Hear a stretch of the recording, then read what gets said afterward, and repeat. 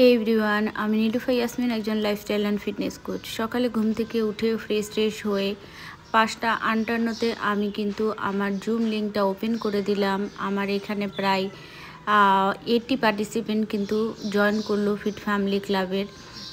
তো সবাই কিন্তু ওয়ার্কআউট করব, আমরা একসাথে 1 ঘন্টা সময় কাটাবো। তারপর এখানে আমরা কিন্তু ব্রেকফাস্টও করে নেব, হেলদি ব্রেকফাস্ট। তারপর মাঝে অনেকগুলো কাজকর্ম কমপ্লিট করলাম। তারপর তোজোকে স্কুলে দিতে আসলাম, ওর পাপা অফিস গেল। তোজোর আজ মন মেজাজ প্রচন্ড খারাপ। কোন ক্লাসে পড়ো তোমরা? এই যে ভাইটা দেখি কান্না করতেছে। আসলে ও বাড়ি থেকেই বলতেছিল যে আমি যাব না, ও স্কুলে আসতে চায় না। ও আমার কাছে সবসময় ঘুরঘুর করতে ভালোবাসে। বলছিল যে তোমাকে স্কুলে থাকতে হবে। তো ও জানে কিন্তু স্কুলের ভেতরে তো থাকতে দেয় না, কিন্তু আমাকে বলছে প্রমিস করো তুমি থাকবা। তো ওই বাহানা করে বাড়ি থেকেই বেরিয়েছে। তারপর আমি চলে এলাম এখানে ফিসটা দিতে। আর তোজোকে দেখছিলাম, আমি সামনে থেকে দেখার সুযোগ এই জন্যই পেলাম প্রেয়ারের টাইমে, কারণ আমি ফিস দিতে গিয়েছিলাম যেহেতু।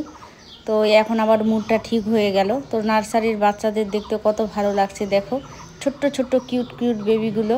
এগুলো স্মৃতি হয়ে থাকবে তাদের জীবনে, আর সে কারণে আমার বিশেষ করে ভিডিওটা করা।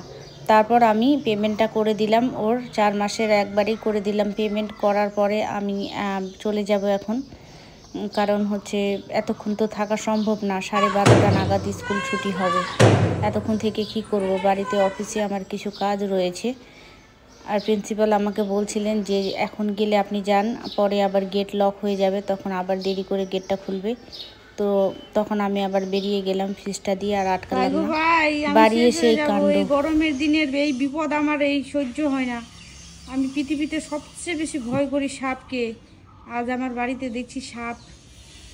ছেলেকে স্কুল থেকে রেখে অফিসে অনেকক্ষণ বসেছিলাম, ক্লাবে কয়টা কাজ করলাম, করার পরে ভেতরে যেমনি আসছি ভাগ্যিস দেখতে দেখতে আসতেছিলাম, আর দেখি এই সাপটা।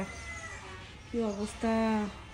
নিশান সারাদিন বাড়িতে প্যাচ করে, আর স্কুল ছুটি হয়েছে এখন প্যাচ করে বেড়াই, খালি ভয় তো করেই না ছেলেটা। হতে গেল লোক ডাকতে।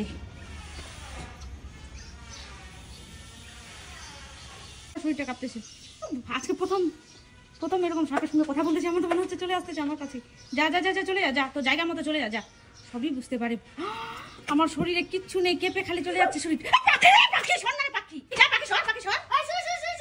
পাখিটাও খুব একদম খাতারনাক। তো কি বদমাইশ পাখিটা, সাপ খেতে আসে। দেখ দেখে তো বোঝা যাচ্ছে না। দেখ সাপটাকে আরো করতেছিল, বিরক্ত করছিল। হ্যাঁ, তুমি কামড় দিবে, বুঝতে পারবি। চলে গেল।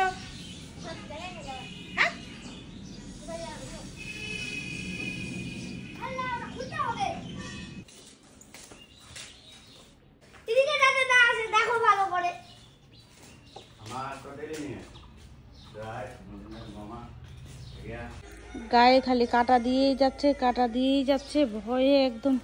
চল উপরে চল।